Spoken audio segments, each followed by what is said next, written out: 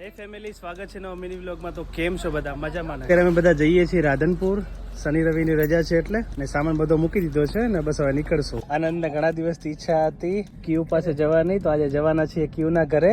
ને આનંદ પાણી પીવું હતું એટલે થોડી વાર ઉભા રહ્યા છીએ.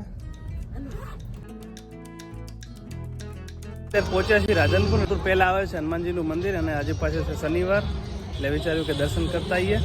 હાલ અત્યારે પહોંચ્યા છીએ રાપરિયા હનુમાન રાધનપુર.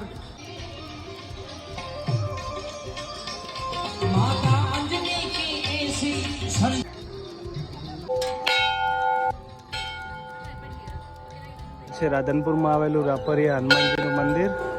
અને આજે શનિવાર છે એટલે બહુ બધી ભીડ છે અહીંયા પર. તિલક કરો કલો આનંદ.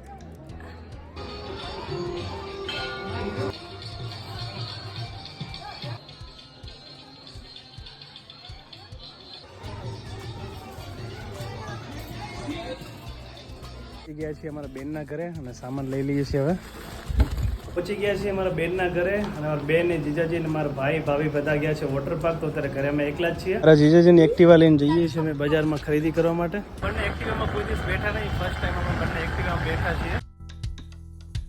અમારી થઈ ગઈ છે ને અત્યારે આવ્યા છીએ અમે કેરીનો રસ પીવા માટે. અત્યારે રાધનપુરમાં બહુ બધી ગરમી છે, ઠંડા ઠંડા કેરીનો રસ. બજારમાંથી આવ્યા છીએ ઘરે. બધા ખાય છે જાંબુ, આપણે બી ખાશું જાંબુ. બહુ મસ્ત મીઠા મીઠા જાંબુ છે.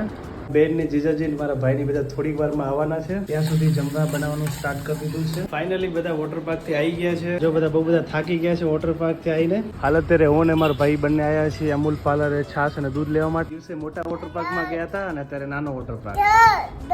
બધા ભેગા થયા છે. આ બાજુ અનંત છે, આ બાજુ કિયુ છે, આ બાજુ જીઓ છે.